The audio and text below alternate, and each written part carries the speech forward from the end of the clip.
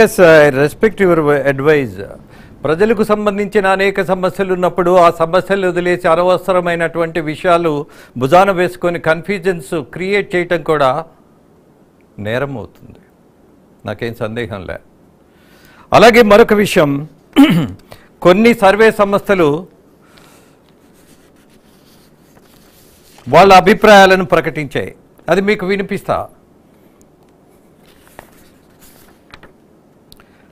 Yeah doctor Mallesham గారు, మీరు వినాలి కొంచెం. దీని మీద మీ అభిప్రాయాన్ని ఆహ్వానిస్తున్నా. కేకే సర్వే ఆంధ్రప్రదేశ్కు సంబంధించి అసెంబ్లీ నియోజకవర్గాలకు ఇచ్చినటువంటి వాళ్ళ సర్వే ఫలితం టీడీపీ 161, వైసీపీ 14. ఏపీ కనెక్ట్ అనే సర్వే సంస్థ వైసీపీకి 44 ఇచ్చింది, టీడీపీకి 116 ఇచ్చింది. I think something wrong. అలాగే ఎన్డిటి వైసీపీకి 49 నుంచి 63, టీడీపీకి 108 నుంచి 120 వరకు ఇచ్చింది. ఆరా మస్తాన్ వైసీపీకి 94 నుండి 104 వరకు ఇచ్చారు ఆయన. ఇక టీడీపీకి 71 నుంచి 81 వరకు ఆయన ప్రకటించారు. మరొక సర్వే సంస్థ పైనీర్ టీడీపీకి 144, వైసీపీకి 31. ఇవన్నీ చూసినప్పుడు డాక్టర్ మల్లేశం గారు, నాకు అనిపిస్తుంది ఉగాదికి కొంతమంది పండితులను మనం పిలుస్తూ ఉంటాం. పార్టీ ఆఫీసులకు చాలా మామూలుగా అదొక ఆచారం అయిపోయింది, అదొక పద్ధతి అయిపోయింది. ఏ పార్టీ ఆఫీస్కి ఏ పండితుడు వెళ్తాడో ఆ పార్టీని సంతోషపెడతాడు. బికాజ్ ఆయన పేమెంట్ తీసుకుంటాడు కాబట్టి. అక్కడికి వెళ్ళి వేరే పార్టీ గెలుస్తుందని చెప్పే ప్రయత్నం కూడా చేయరుగా. అలా చేస్తే మామూలుగా ఉండదుగా. అందుకని మరి పండితులు చెప్పే జోస్యం ఎలా ఉన్నదో ఇవాళ ఉగాది సందర్భంగా అన్ని పార్టీలకు అనేక సందర్భాలలో ప్రభుత్వం దగ్గర కూడా ప్రభుత్వాధినేతలు కూడా కూర్చోబెట్టుకొని ఉగాది పారాయణం వింటూ ఉంటారు. మీ పాలన అద్భుతంగా ఉంది, మీ జాతక చక్రం మహాద్భుతం అంటారు. అసలు జాతక చక్రానికి, ప్రజలకున్నటువంటి అభిప్రాయాలకి, ఓటేసేటటువంటి విధానానికి, ప్రజాస్వామ్యానికి, రాజ్యాంగబద్ధమైనటువంటి విషయాలకు జాతకాలు చెప్పే వాళ్ళను తీసుకొచ్చి కూర్చోబెట్టడం, మాట్లాడించటం, ప్రకటించటం, ప్రజలను కన్ఫ్యూజ్ చేయటం, ఇది శాస్త్రీయమవుతుందా? ఇది జర్నలిజం అవుతుందా? ఈ కన్ఫ్యూజన్స్ క్రియేట్ చేయడం వల్ల వచ్చే ఫలితం ఏంటి? మల్లేశం గారు, అనేకమైనటువంటి సర్వే సంస్థలు ఇచ్చినటువంటి రిపోర్ట్ కూడా చెప్పా. ఒకదానికొకటి సంబంధం ఉందా లేదా అన్నటువంటి కంపేర్ చేసుకుంటే కూడా కొన్ని కంపు పుడుతున్నట్టు అనిపిస్తున్నాయి. మల్లేష్ గారు నమస్కారం సార్. కూడా మరోసారి నమస్కారం.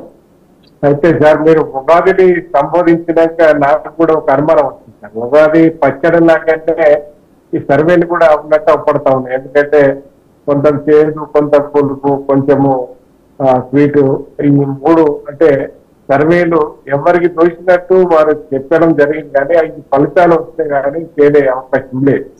ఎందుకంటే సర్వేలలో శాస్త్రీయత ఎంత మేరకు ఉన్నది, సర్వేలలో మరి శాంతిని ఏ పద్ధతిలో తీసుకుంటున్నారు అనేది చూస్తే నేను దాదాపుగా సార్, నేను ఉండేది వరంగల్ సార్.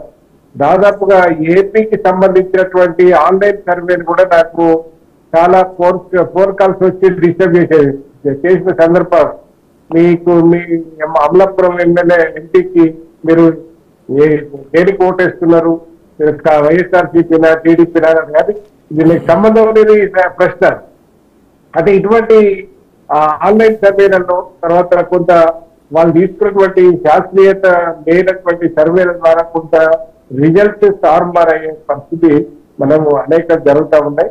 ఎందుకంటే మనం ప్రతిసారి చూస్తూ ఉన్నాం ఎగ్జిట్ పోల్స్ 100% సక్సెస్ అయిన సందర్భాలు ఏం లేవు అని చెప్పుకోవడానికి. ఎందుకంటే మనము ఇప్పుడు ఒక ఎగ్జిట్ పోల్ సర్వే చేయాలంటే ఇప్పుడు ఓటు వేసినటువంటి వ్యక్తి రాగానే మొత్తము కుళ్ళ చెప్పే పరిస్థితి ఈ రోజులలో అవపడుతుంది. ఎందుకంటే గతంలో కొంత పారదర్శకంగా ఉన్నటువంటి సందర్భాన్ని చూసినాం. కానీ ఇప్పుడు మాత్రము మనకెందుకులే మనం అనే ప్రయత్నం, అంటే ఒకదానికి పోటీకి కూడా ఒకదానికి ఏంటి చెప్తున్నటువంటి సందర్భం కూడా ఒకసారి ఇదే సందర్భం మీకు ఏం చెప్తున్నానంటే, ఒకసారి నేను కారు జర్నీ చేస్తా ఉన్నా, అలా ఒక పార్టీ కండువ మిస్ అయిపోయినటువంటి కండువ ఉన్నది మా దగ్గర.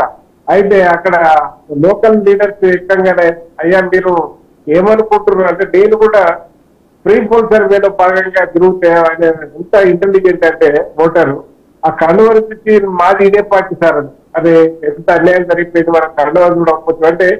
మనకు పబ్లిక్ కూడా ఎంత ఎన్నికల్లో ఉంటే స్ట్రాటజీ ఇప్పుడు నీకు ఆరా సర్వే దేనికి చెప్తా ఉన్నది, నీకు పీకే ఎవరికి చెప్తా ఉన్నారు, మనకు సునీల్ కనుగోలు ఎవరికి చేస్తా ఉన్నారు అనేది ముందే కొంత స్టడీ చేసి, అంటే ఇప్పుడు ఈ సర్వేలలో పార్టిసిపేట్ చేసేటువంటి ఓటర్లు కొంత చైతన్యవంతమైనటువంటి ఓటర్లు, వాళ్ళు ముందుగానే పసిగట్టి కొంత చెప్పే ప్రయత్నం చేస్తా ఉన్నారు.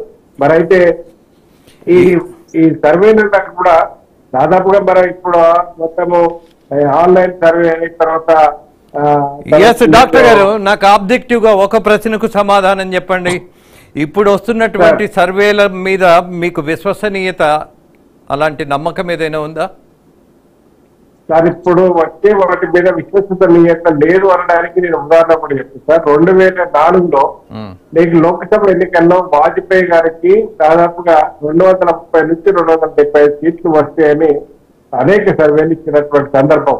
తీరా చూసే వారికి ఏదంటే ఈ నాట్ ఓన్లీ 189 సీట్స్, నేను 189 సీట్లు మాత్రమే సర్దుకోవాల్సినటువంటి పరిస్థితి వచ్చింది. మరి అప్పుడు 2004లో ఇచ్చినటువంటి సర్వేలు, ఎగ్జిట్ పోల్ సర్వేలు ఏమైనాయి, దానికి సమాధానం దొరికే పరిస్థితి లేదు. మరి అదే ఒక ఎన్డీఏకే కాదు, 2009లో యూపీఏ కూడా అదే పద్ధతిలో చేసేది. ఎందుకంటే యూపీఏ కూడా దాదాపుగా 199 స్థానాల్లో వస్తాయని ఎగ్జిట్ పోల్ చెప్పిండ్రు. తీరా వరకు ఏదంటే 262 సీట్లు నీకు అంటే ఊహించిన దానికంటే కూడా దాదాపుగా అంటే 65-70 సీట్లు ఎక్కువ వచ్చి అధికారం చేపట్టినటువంటి పరిస్థితి కూడా మనం 2009లో చూస్తున్నాం. అంటే ఎగ్జిట్ పోల్స్ మనము 2004 చూసినాము, 2009 చూసినాము, 2014 చూసినాము, మీకు 2019లో చూసినాము, ఇప్పుడు 2024లో కూడా చూడబోయేది కూడా ఏంటంటే కొంత వాళ్ళు ఏంటంటే మీరు చాలా చక్కగా చెప్పారు సార్. ఎందుకంటే సైంటిస్టులు మబ్బును చూసి వానొస్తుందని చెప్పినట్టే ఇప్పుడు కూడా దేవుడు చూసి వాళ్ళు ఒక ఇంట్లో ఉండే కాకి లెక్కలు వేసుకునేటువంటి పరిస్థితి అవపడతా ఉండేది. మనము ప్రతి అంటే కూడా ఎందుకంటే మేదప్పుడు సర్వేలంతా కూడా దాదాపుగా శాస్త్రీయత కంటే ఎక్కువ ఏదో ఇంట కూర్చొని రాసుకున్నటువంటి సందర్భాలు. డాక్టర్ గారు, ఒక చిన్న బ్రేక్ తీసుకుందాం. బ్రేక్ తర్వాత